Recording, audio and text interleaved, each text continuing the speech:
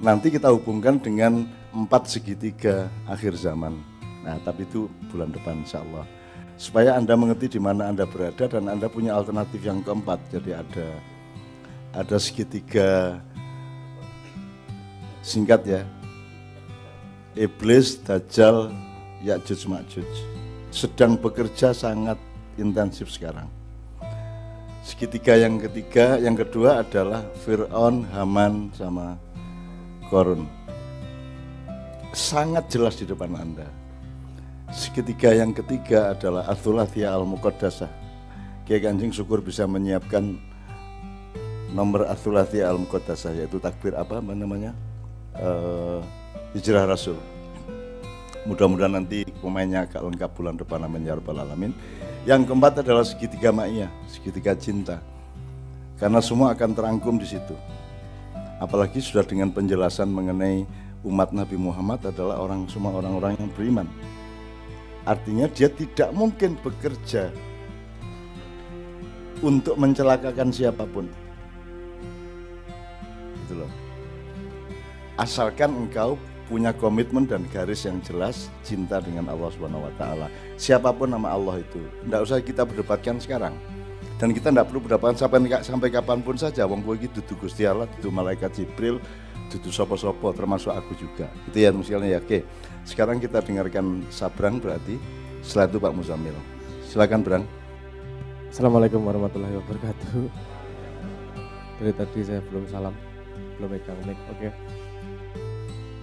Yang saya lihat dari apa yang terjadi di sini, dari percakapan itu tadi, saya tidak akan membahas tentang tematiknya.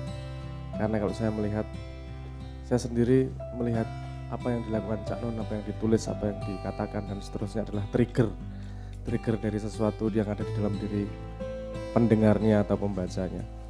Jadi yang saya lihat triggernya adalah kemudian terjadi ada pandangan, ada informasi, ternyata teman-teman muda ini banyak gagasan, banyak simulasi, banyak pemikiran yang artinya mesinnya berjalan, mesin pikirannya berjalan. Kalau mesin pikirannya sudah berjalan, kalau kayuh sepedanya sudah kalau pedal sepedanya sudah dikayuh, sudah bisa berjalan, yang diperlukan kemudian adalah keseimbangan. Dan saya melihat di sini juga terjadi keseimbangan, di mana tadi ada yang ngomong selip sedikit responnya seperti ini, ada yang ngomong selip sedikit responnya seperti ini. Dan kalau ngomongnya standar respon itu, ternyata standarnya juga tidak hanya keseimbangan aja, tidak hanya keseimbangan pada satu kuda-kuda, ternyata juga bisa ganti kuda-kuda untuk beberapa jenis keseimbangan. Karena selip yang terjadi pada kalimat-kalimat awal yang tidak terlalu tepat, ketika ditabrakkan dengan standar kalimat yang dikeluarkan oleh Pak Tanto, itu seharusnya kalau keseimbangannya pada kuda-kuda yang sama akan terjadi reaksi yang lebih besar, tapi ternyata bisa mereposisi diri untuk bisa menerima informasi, memfilter, distilasi dan mengkurasi informasi tersebut sehingga bisa diambil intisarinya. Ini menurut saya sudah modal luar biasa, dan jadi saya hanya pada konklusi yang sama dengan Cak Non bahwa masa depan Indonesia tidak benar-benar gelap kok. Kita masih punya mesin-mesin pemuda yang berjalan luar biasa dengan modal keseimbangan, dengan modal kuda-kuda yang lincah. Dan satu lagi ditambah ini tadi, betapa kita banyak tertawa dari segala sisi. Itu semua dilandasi oleh cuaca kemesraan. Dan menurut saya tidak ada model yang lebih lengkap daripada itu untuk menyongsong Indonesia masa depannya. Alhamdulillah, semoga kita semua bisa menjaga ketajaman berpikir, keseimbangan berkuda-kuda, kelincahan untuk menjaga kuda-kuda pada perkembangan zaman, dan terus bisa menjaga cuaca, kedamaian, dan kemesraan lagi-lagi untuk menyongsong masa depan. Karena jawaban masa depan hanya bisa dihadapi dengan inovasi kepala yang penuh dengan keseimbangan itu tadi. Konklusi saya mungkin itu saja, nggak panjang-panjang. Matur nuwun. Wassalamualaikum warahmatullahi wabarakatuh. Terima kasih Brang, terima kasih. Saya ngeresponnya gini dikit aja. Reposisi pada Sabrang yang diungkapkan Sabrang adalah bahwa Anda sudah berada pada pekerjaan yang tepat di zaman yang tepat untuk zaman berikutnya yang memang menunggu Anda. Semua masih gelap, tapi yang tidak gelap adalah bahwa Anda mengerjakannya dengan benar-benar.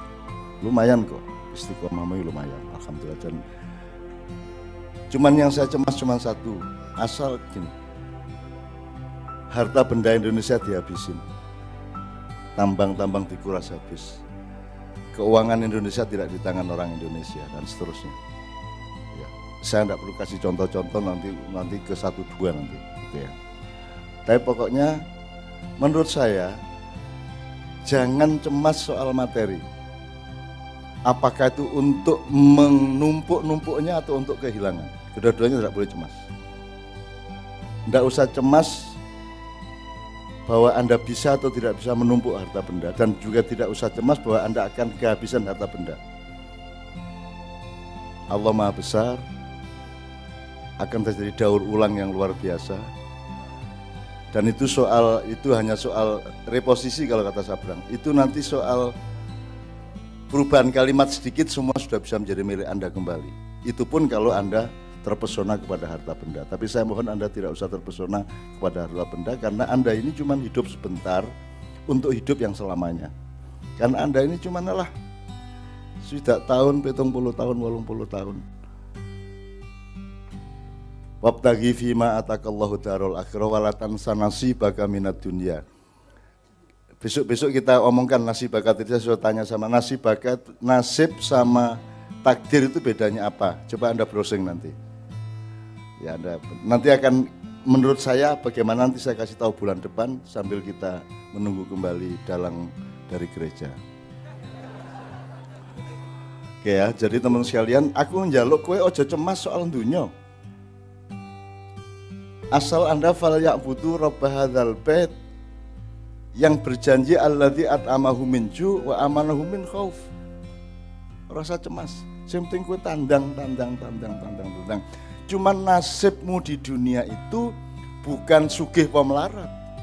Nasibmu di dunia adalah ketepatan kerjaanmu, ketepatan posisimu, ketepatan tandangmu, ketepatan posisimu di dalam suatu struktur, dalam satu bagian manajemen, di dalam satu, tadi ketepatan bekerja, ketepatan menempatkan diri. Jadi nek kowe iki nasib karo Gusti Allah dadeke suket yo aja berjuang dadi wit kelapa. Sebenarnya itu aja. Nasib itu adalah ketentuan Allah yang sifatnya menyeluruh, total, dan tertulis di Lauhil Mahfuz. Kowe bakat iki, cenderung iki. Kowe aja nglakoni sing dudu kowe. Kalau takdir itu adalah keputusan-keputusan kasuistik atas keseluruhan nasib itu. Ya, jadi misalnya kowe kudune ketemu sapa ning Malioboro wis kencan, alah jebul takdire bicara lain, kowe selip sak menit jurang ketemu, itu takdir. Tapi kalau nasib itu adalah keseluruhan dari ketentuan Allah pada hidupmu. Kowe nek kucing kowe ojo ngirek, nek kowe wedhus kowe aja nyapi, nek kowe kebo aja gajah, sak piturute. Temukan dirimu masing-masing dan percayalah kepada Allah bahwa Anda dihidupi sebagai kerbau, Anda dihidupi sebagai kambing, Anda dihidupi sebagai apapun saja asal Anda setia kepada dirimu.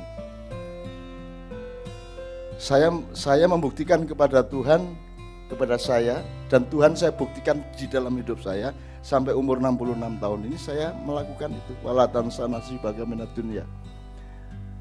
Mbok aku kepencur kaya ngopo, nek kuwi dudu nasibku di Lauhil Mahfuz ora tak lakoni. Mbok aku entuk emas sak ton ning ngarepku, nek kuwi dudu nasibku di Lauhil Mahfuz ora arep tak jemuk.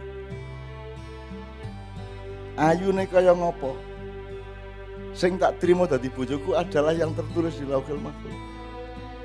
Lho piye carane ngerti? Ayo dititeni ben dina. Dititeni, dirasake ben dina. Sebenarnya sekolah itu, untuk membimbing orang untuk mengetahui nasibnya. Kok saiki sekolah gawe nasib dhewe. Kabeh dikongkon nek ora kedokteran ya farmasi, nek farmasi visipol, nek visipol fakultas lain dan seterusnya. Itu semua sebenarnya menyinggung perasaan Tuhan. Setengah mati saya mintakan maaf Anda semua itu. Anda itu menyakiti Tuhan. Seluruh manusia di dunia ini nyakiti Tuhan. Bangetan gue ini.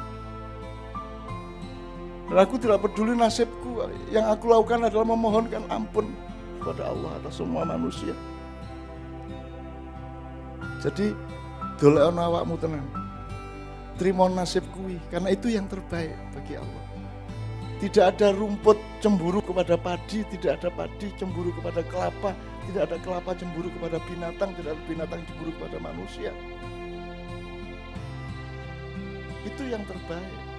Maka masukilah dengan tadris, taklim, ta'rif, dan takdib. Maka engkau akan menemukan keindahannya. Dan Anda kan sudah belajar menemukan keindahan di dalam tingkat-tingkat keseimbangan yang luar biasa yang Anda alami selama ini.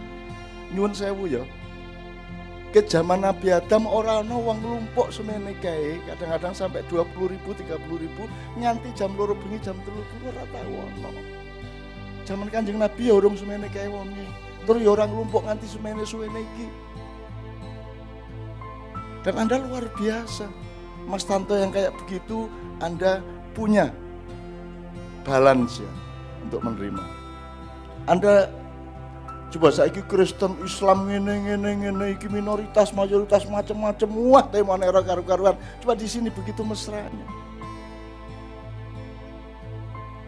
Ora ketangku ya kupuluke biyen ya dicolong saka aku biyen. Jur mangkel Kiai Kanjeng sing kancane dhewe ra dikeki malah dalang saka kono kae dikeki ngono kuwi Kiai Kanjeng. Ning saiki wis ora dienggo ben ora nglarani Kiai Kanjeng. Ngono kira-kira. Itu maksudnya ya. Ngerti maksud saya? Puaslah dengan dirimu yang dinasibin oleh Allah, yang dinasibkan oleh Allah. Soal takdir itu dialektika sehari-hari. Ketemu ora, apa ketemu badi piro, ya. Kelakon apa ora, segala macam itu masalah-masalah kecil yang harus kita asyiki, kita nikmati.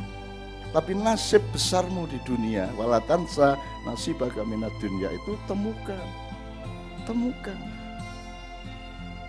Caranya menemukan adalah Anda la ilaha ben ketemu ilallah.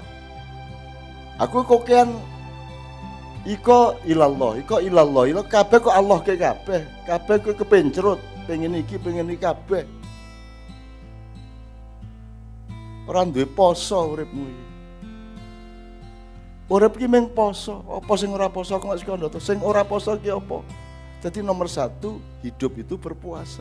Berpuasa itu bukan mangan orang mangan subuh nganti maghrib. Poso itu adalah Anda mengerti batas Anda mengerti diri Anda mengerti zat Anda mengerti sifat Anda mengerti karakter Anda dan seterusnya.